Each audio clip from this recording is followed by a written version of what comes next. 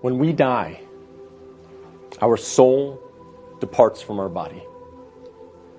And the soul goes on a journey that has many stages to it. And for the beginning of this khutbah, I want to focus on one stage of the journey of this soul. And that is when the soul descends into the grave to be reunited with our bodies.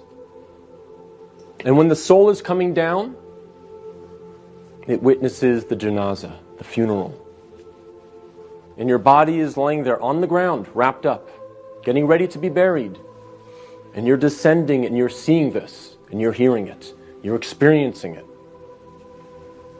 And when the people then take your body and place it in the grave, your soul descends in there, into the grave, to be reunited with your body. And then your loved ones, your friends who were there at your janazah, they will start shoveling dirt, start picking up dirt with their hands and placing it in the grave, throwing it on top of you, and you will feel it fall on top of you. And they will do this until you are completely covered up. And you will be there in the grave, covered up, and you will have consciousness. You will be alive.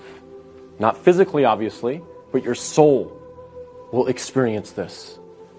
And then after your family makes some du'as, and they say some nice, kind words about you, they'll walk away. They'll leave. And you will hear their footsteps, as the Prophet, peace and blessings be upon him, said, that you will hear their footsteps as they walk away.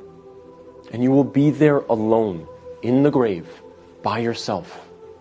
Darkness, silence. What happens at that point? Two angels come to you, Munkar and Nakir. And they ask you three questions. Perhaps the most important questions you will ever be asked, and the three most important questions you will ever answer. And those questions are, what is your deen? Translated as, what is your way of life or your religion? Who is your prophet? And who is your Lord? Not necessarily in that order, but those are the three questions.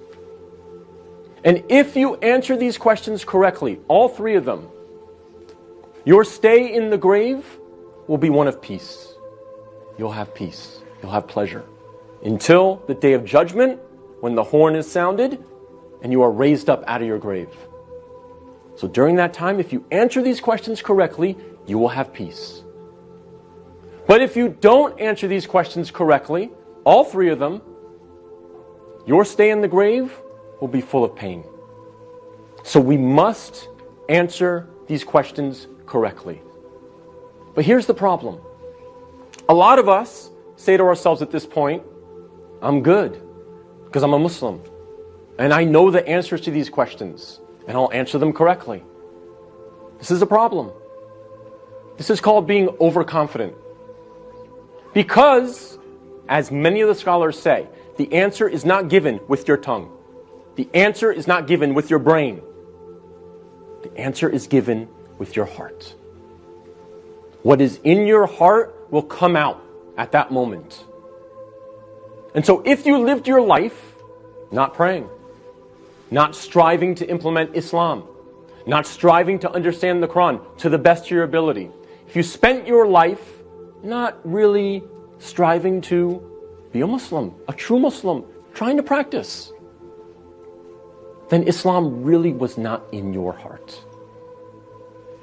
So we have to make sure that we're striving, again, to the best of our ability. I'm not asking for perfection. I'm not asking for scholars. I'm not asking for you to be of the best character like the Prophet, peace be upon him, but we must strive for it. So that on that day, when these angels come to us and they ask us these questions, what is in our heart will naturally come forward. The answers, the correct answers, will come forth. And not the answers of, I was striving for something other than the pleasure of Allah. So we have to make sure that Islam is in our hearts, not just on our lips, not just in our mind.